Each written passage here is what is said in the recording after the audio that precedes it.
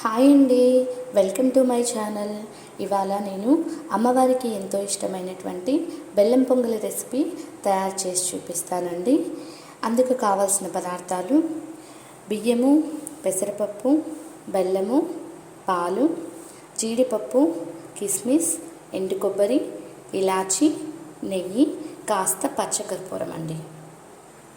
ఇప్పుడు మనం stove వెలిగించేసుకొని cooker పెట్టుకొని అందులో బియ్యం వేసుకుందామండి. బియ్యం వేసుకొని కొద్దిసేపు అలా వేయించుకుందామండి. ఇప్పుడు అందులోనే పెసరపప్పు కూడా వేద్దామండి.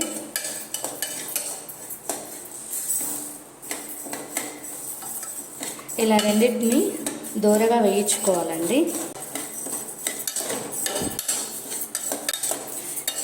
ఇలా దూరగా వేయించేసుకోవాలండి.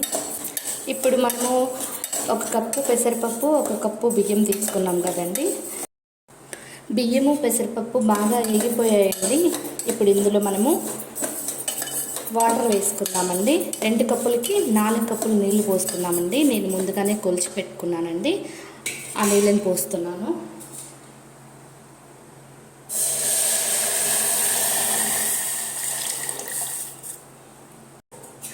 నీళ్ళు పోసుకున్నాం కదండి. ఇప్పుడు ఇందులో కొంచెం గీ వేసుకుందామండి. ఎందుకంటే విజిల్ వచ్చినప్పుడు పొంగకుండా ఉంటుందండి, అందుకోసమని ముందుగా నెయ్యి వేస్తున్నాను కొద్దిగా. ఇప్పుడు కుక్కర్ మూత పెట్టేద్దామండి.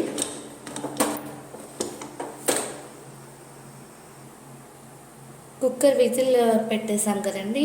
ఇప్పుడు మనము ప్యాన్ పెట్టుకొని అందులో కాస్త నెయ్యి వేసుకునేసి డ్రై ఫ్రూట్స్ అన్నీ వేయించుకుందామండి.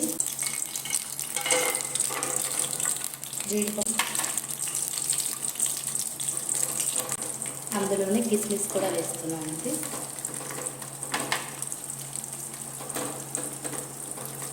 ఇలా బాగా దూరగా వేయించుకోవాలండి. ఇందులోనే ఎండు కొబ్బరి ముక్కలు కూడా వేసుకున్నామండి. మొత్తం వేయించుకోవాలండి.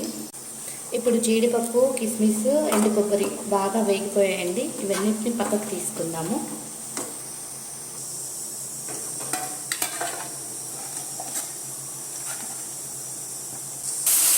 ఇప్పుడు విజిల్ అయితే వచ్చిందండి. ఇప్పుడు స్టవ్ ఆఫ్ చేసేసుకునేసి కొద్దిసేపు చల్లారనిచ్చి కుక్కర్ మూత తీద్దామండి. ఆలోపు మనం స్టవ్ వెలిగించుకొని ఒక మందపాటి గిన్నె పెట్టుకునేసి అందులో బెల్లం వేసి కరిగించుకుందామండి. నేను 2 కప్పుల బియ్యం క్వాంటిటీకి పెసరపప్పు, బియ్యము 2 కలిపి వాటికి 2 కప్పుల బెల్లం అయితే తీసుకున్నానండి. బెల్లంలో కొద్దిగా వాటర్ వేసేసి మొత్తం కరిగించేసుకుందామండి. మొత్తం కరిగించేసుకొని స్ట్రెయిన్ చేసుకుందామండి. ఇందులో ఏదైనా పీచులు అలాంటివి ఉన్నట్లన్నీ పోతాయండి స్ట్రెయిన్ చేసుకుంటే. బెల్లం మొత్తం కరిగిపోయిందండి. ఇప్పుడు మనం కుక్కర్ మూత తీసేసి అందులో ఈ బెల్లం పాకంని వేసుకుందామండి. ఇప్పుడు మనం కుక్కర్ మూత తీసుకుందామండి. అన్నం బాగా ఉడికిపోయిందండి, చూడండి ఇలా. ఇప్పుడు ఇందులో బెల్లం పానకం వేసుకుంటున్నానండి. చూడండి, ఇలా కరిగించి వేసుకుంటే ఈజీగా కరిగిపోతుందండి.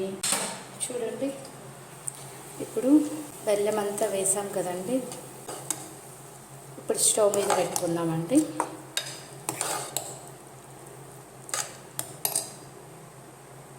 ఇలా అంతా తిప్పుకుంటూ చూసుకోవాలండి. చూడండి, బెల్లం వేసాం కదండి, కొంచెం ఉడుకుతుంది, బాగా ఉడికిపోయిందండి. ఇప్పుడు ఇందులో పాలు పోసుకుందామండి.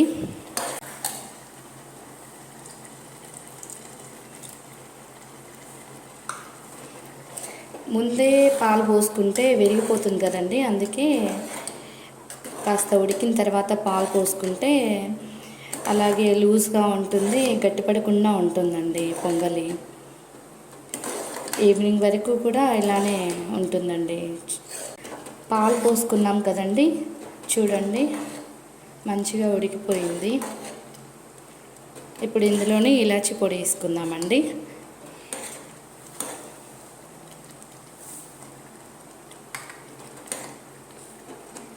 చూడండి ఇప్పుడు అంతా దగ్గర పడింది చూడండి, కొంచెం ఉడికిపోయింది. పాలు వేసాం కదండి, చూడండి.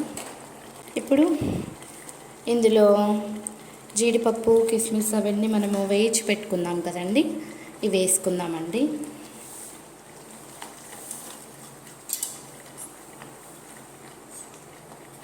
చూడండి జీడిపప్పు, కిస్మిస్ అవన్నీ డ్రై ఫ్రూట్స్ అన్నీ వేసుకున్నాం కదండి.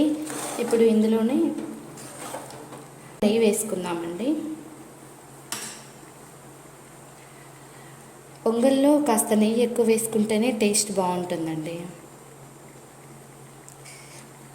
నెయ్యి వేసుకునేసి కొంచెం ఇలా తిప్పుకుందామండి.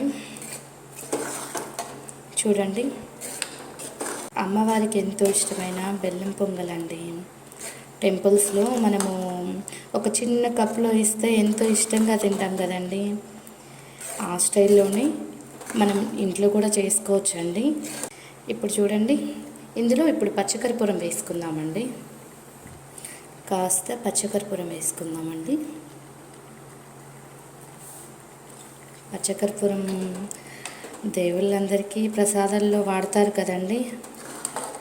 ముఖ్యంగా వెంకటేశ్వర స్వామి ప్రసాదంలో లడ్డూలో కానివ్వండి, బెల్లం పొంగల్లో కానివ్వండి, ఏదైనా కానీ పచ్చకర్పూరం వేస్తే ఆ టేస్టే వేరండి.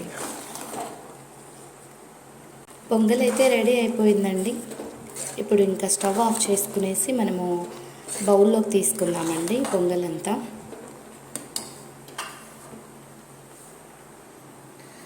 ఇదండి ఫైనల్గా అమ్మవారికి ఎంతో ఇష్టమైన బెల్లం పొంగలి రెసిపీ. ఈ వీడియో మాత్రం మీకు నచ్చినట్లయితే లైక్ చేయండి, షేర్ చేయండి, సబ్స్క్రైబ్ చేసుకోవడం మాత్రం మర్చిపోవద్దు. బాయ్ అండి.